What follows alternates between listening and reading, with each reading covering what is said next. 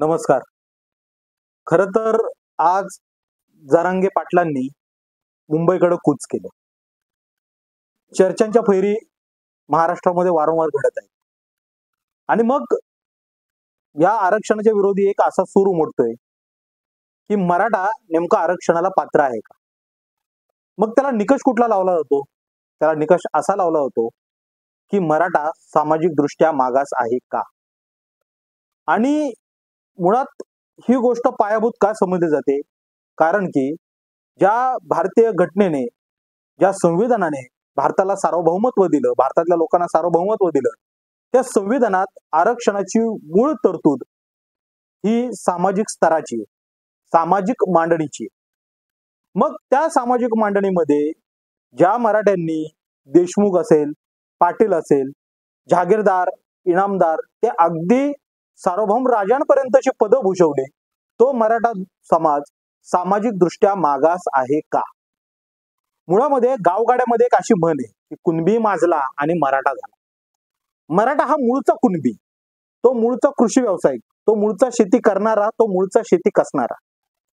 एक 2-3 उदाहरणं देतो, की त्याच्यामध्ये मराठा समाज हा मागच्या काळामध्ये, म्हणजे ज्या काळाचा सामाजिक स्तरासाठी विचार केला जातो, त्या काळात मराठा समाज मागास कसा होता. पहिला संदर्भ मी देतोय तो इतिहासकार शेजवलकरांचा. शेजवलकरांनी मराठ्यांच्या इतिहासाचा आराखडा हा एक जाडजूड लठ्ठ ग्रंथ लिहिला. त्या ग्रंथामध्ये एका ठिकाणी असं नमूद आहे, की श्रीवर्धन जवळ कीर्तन करत असताना कीर्तनकारांनी ज्ञानबा तुकाराम असा घोष केला आणि लोकांकडूनही त्याचा जय जयकार होण्याची ज्यावेळेला अपेक्षा बाळगली, त्यावेळेला तिथे उपस्थित असलेल्या ब्राह्मण वर्गाने, म्हणजे वर्णाश्रमामध्ये जो उच्च वर्ण आहे, त्यांनी नकार दिला तुकाराम महाराजांचं नाव घ्यायला. त्या तुकाराम महाराजांचं कुळ हे मोरे राजवंशातलं होतं. त्या तुकाराम महाराजांचा नावाचा जय जयकार करायला तिथल्या ब्राह्मणांनी नकार दिला. ही घटना घडलेली आहे 17व्या-18व्या शतकामध्ये. पण ही मराठ्यांचा सामाजिक स्तर अधोरेखित करण्यासाठी महत्वाची घटना आहे. दुसरी एक घटना अशी आहे, की शिवछत्रपतींचा राज्याभिषेक झाला, तो क्षत्रिय पद्धतीने, तो वैदिक पद्धतीने झाला. महाराजांचं क्षत्रियत्व तिथं सिद्ध झालं. पण महाराजांचं क्षत्रियत्व सिद्ध झाल्यानंतर सुद्धा वेळोवेळी प्रतापचे छत्रपती असतील सातारचे, कोल्हापूरचे शाहू छत्रपती असतील, यांनी सुद्धा स्वतःचं क्षत्रियत्व सिद्ध करावं लागलं. शाहू छत्रपतींच्या क्षत्रियत्वाची हकीकत धनंजय किराणनी लिहिलेल्या चरित्रामध्ये, यदी फडक्यांनी लिहिलेल्या चरित्रामध्ये, ह्या चरित्रामध्ये शाहू छत्रपतींना पुरोहितांनी कसं दुय्यम वागणूक दिली, पुरोहितांनी त्यांच्या क्षत्रियत्वावर कशा शंका उपस्थित केल्या, त्याची वर्णनं सगळी तिथं आलेली. आता मराठ्यांच्या मध्ये जो भेद असा केला जातो, की सरंजामी मराठा. सरंजामी मराठा म्हणजे मूळचा कुठला मराठा? मराठ्यांच्या मध्ये सरंजामी पद्धत चालू झाली ती जुन्या काळापासून. मग जुन्या, आता उदाहरणार्थ सरंजामीसाठी आपण भोसले कुळाचं उदाहरण घेऊ. भोसले कुळ हे मूळचं पाटील आहे. वेरुळगावची पाटीलकी त्यांच्याकडे होती. नंतरच्या काळात त्यांच्या सोयरिका ह्या पश्चिम महाराष्ट्रातल्या सरंजामदारांशी झाल्या. पण ते मूळचे कुणबीच. कुठलाही पाटील, कुठलाही मराठा, अगदी साधा मजराचा जरी आपण उल्लेख केला, मजराचा जरी आपल्याला संदर्भ द्यायचा झाला, तरी देशमुख असेल किंवा पाटील असेल, त्यांची मजरावरची निशाणी ही नांगरच आहे. याचा अर्थ की तो कृषी क्षेत्राशी बांधला गेलेला आहे. आज सुद्धा सामान्य मराठ्यांच्या मध्ये किंवा ज्यांना सरंजामी मराठ्यांमध्ये उच्च स्थान आहे, त्या मराठ्यांमध्ये मुलगा कितीही शिकला तरी त्याच्या घरी शेती किती, त्याच्या दावणीला बैल किती, हे अगदी काल परवापर्यंत बघितलं जायचं. जर आरक्षण तुम्ही व्यवसायानुसार देत असाल, 12 बलुतेदारांना देत असाल, 18 आलुतेदारांना देत असाल, तर कृषी या व्यवसायानुसार मराठ्यांना निश्चितपणे कुणबी आरक्षण मिळायलाच हवं. आणि हे आरक्षण आम्हाला कुणाशी राजकारणात स्पर्धा करायची नाही. आमच्या येऊ घातलेल्या पिढ्या ज्या शिक्षणाच्या संक्रमणा अवस्थेत आहेत, आमच्या येऊ घातलेल्या पिढ्या ज्यांना क्षितिजाची दारं ज्यांना खुणावतायत, ज्यांना भविष्य खुणावतंय, त्यांचं भविष्य अंधारात टाकायला नको म्हणून एक सर्वसामान्य मराठा म्हणून मी वैयक्तिक दृष्ट्या सरंजामी मराठा घराण्यातनं जरी येत असलो, ते आरक्षणाचा मी कुठल्याही प्रकारे लाभार्थी नसलो सगळे सोयऱ्यांकडून, तरी माझी एक विनम्र आणि कळकळीची विनंती आहे, की हा 100% प्रस्थापित मराठ्यांचा लढा नसून हा गरजवंत मराठ्यांचा लढा आहे.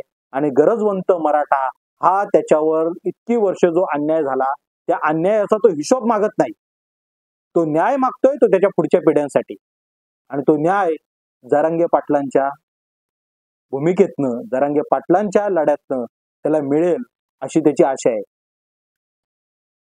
ती आशा कुठल्याही प्रकारे धुळीस न मिळवता आज सुद्धा मराठा पश्चिम महाराष्ट्रातला असो, मराठा कोकणातला असो, मराठा विदर्भातला असो, मराठा उत्तर महाराष्ट्रातला असो, मराठा सीमा भागातला असो, पण आज सुद्धा मराठवाड्यातल्या आदरणीय मनोज जरांगे पाटलांवर त्याचा विश्वास आहे. आदरणीय मनोज जरांगे पाटलांवर त्याची निष्ठा आहे की हा माणूस आपल्याला आरक्षण मिळवून देईल.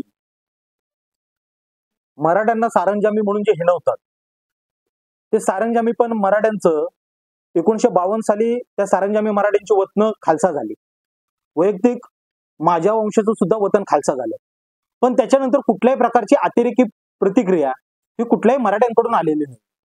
आचार्य विनोबा भावेंनी ज्या वेळेला भूदान आंदोलन चालू केलं त्या भूदान आंदोलनाला सारंजाम वर्गातल्या मराठा लोकांनी न्याय दिलेला आहे, जमिनी दिलेल्या आहे. आज सुद्धा गावगाड्यामध्ये टोकाचा जातीयवाद दिसत नाहीये, कारण की आज सुद्धा मोठ्या भावाच्या भूमिकेत असलेला मराठा समाज तिथं सामंजस्याची भूमिका घेतो. गावातील विविध रीती रिवाज परंपरा ह्याच्यामुळे 12 बलुतेदार 18 आलुतेदार आणि मराठा समाज हा एकमेकांशी बांधला गेलेला आहे. आणि जे असं म्हणतात की आम्ही उच्चवर्णीय आहोत, आम्ही सारंजामी आहोत, आम्ही राजा आहोत, आमचे अमुक महापुरुषापर्यंत आमची वंशावळ जाते, आमचे तमुक महापुरुषांपर्यंत वंशावळ जाते, त्यांच्या मोठेपणाशी आमच्या सर्वसामान्य आणि गरजवंत मराठ्यांची अजिबात तुलना नाही. आमचं कुणबीपण आमच्या व्यवसायाने आमच्या परिस्थितीने अधोरेखित केलेलं आहे. आमचं सामाजिक मागासलेपण आमच्या परिस्थितीने आणि आमच्या अर्थकारणाने अधोरेखित केलेलं आहे. त्याच्यामुळं टिकणारं आरक्षण जर हवं असेल या संपूर्ण प्रक्रियेमध्ये तर सर्वसामान्य मराठ्यांचं कुणबीपण ठळकपणे अधोरेखित करायला हवं. मराठ्यांच्या आरक्षणाचा लढा हा आता अंतिम टप्प्यात आहे आणि या अंतिम टप्प्यामध्ये अखंड मराठा समाज अडचणीत येईल अशा द्विधा करणाऱ्या भूमिका कुणीही मांडू.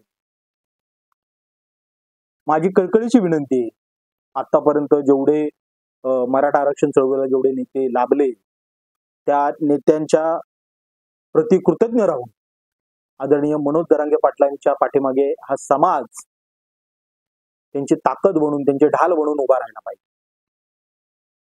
कारण की लढाई नुसती मनोज जरांगेंची नाही, लढाई नुसती आपली कुणाच्या एका पक्षाच्या विरोधात नाहीये किंवा एका पक्षाच्या व्यक्तीच्या विरोधात नाही. आपल्याला आपण मुळातच न्याय मागायच्या भूमिकेत आहोत. ज्या मराठा समाजाने महाराष्ट्राच्या ज्ञात इतिहासाच्या कालखंडामध्ये न्यायदान प्रक्रिया राबवली, न्यायदान प्रक्रियेला सहकार्य केलं, सगळ्यांना सोबत घेऊन गावगाडा हाकला, तो मराठा समाज आज न्यायाच्या प्रतीक्षेत आहे. आणि ह्या लढ्याच्या मार्फत मराठा समाजाला न्याय मिळावा ही सर्वसामान्य मराठ्यांची अपेक्षा आहे. आमचं ह्या मराठा समाजाच्या लढ्यावर आणि चळवळीवर लक्ष आहे. वेळोवेळी YouTube चॅनलच्या माध्यमातून आम्ही तुम्हाला अपडेट करत जाऊ. ह्या माहितीसाठी आणि पुढील अपडेटसाठी लाईक आणि सबस्क्राईब करा आमचा मावळ प्रांत चॅनल. धन्यवाद. एक मराठा लाख मराठा.